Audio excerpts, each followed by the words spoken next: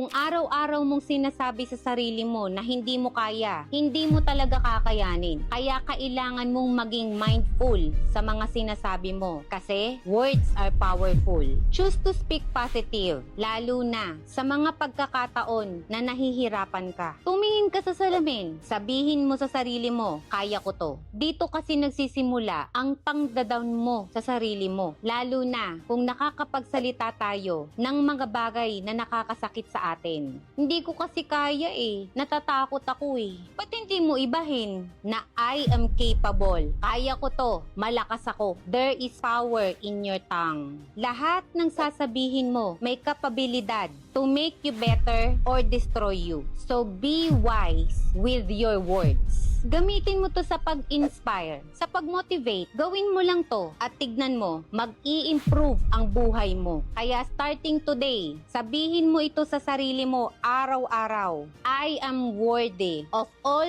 good things. And each day brings me closer to becoming the best version of myself.